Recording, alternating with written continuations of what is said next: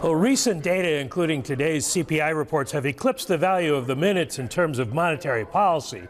They show, as expected, great concern and uncertainty among officials about the path of inflation, the outlook for the labor market, and growth.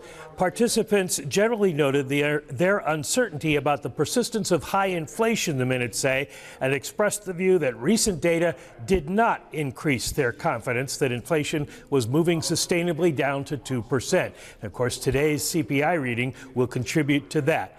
There was even some disagreement about rate cuts this year.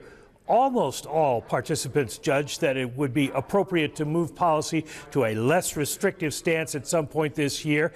Almost all is Fed speak for all but one or two, so at least a couple of people disagreed.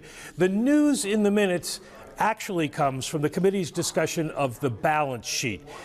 The staff presented a number of scenarios for reducing the $6.9 trillion level of holdings. The participants generally favored reducing the monthly pace of Treasury holdings runoff by roughly half of the $60 billion a month current cap.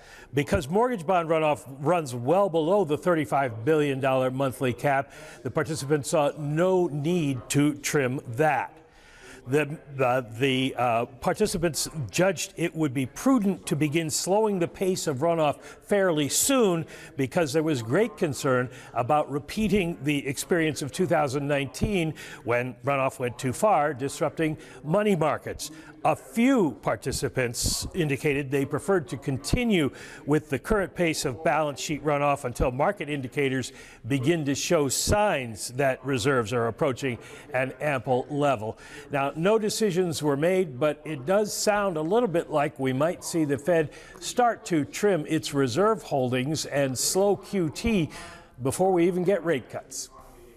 So, Mike, we're going to give you a moment just to think about all those headlines, but just real quickly, let's update everybody on the market. You've got the S&P 500 still down about 51 points, so just shy of 1% here. The NASDAQ 100, a decline of 176 points, so it too is shy of a 1% decline, but definitely off some of the earlier levels that we saw today. And you still have, what, a 10-year TIM that's at 452, and looking at the shorter end of the yield curve, most sensitive often to what the Fed might do, and you're looking at a 2-year note with a yield of 4.93. Yeah, that's right. That 2-year yield up 19.7 basis points, and the 10-year yield up 16.8 basis points as we speak. Hey, Mike McKee, I want to talk a little bit about the data that we've gotten since the latest Fed meeting, the hotter than expected jobs report, the hotter than expected CPI report.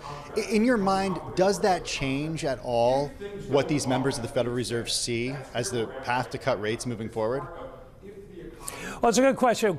We can look back 3 weeks and see what they saw then, and there was great uncertainty then, but they were leaning in the direction of still being able to cut rates this year and still thinking that disinflation would continue. Those lines are in the minutes.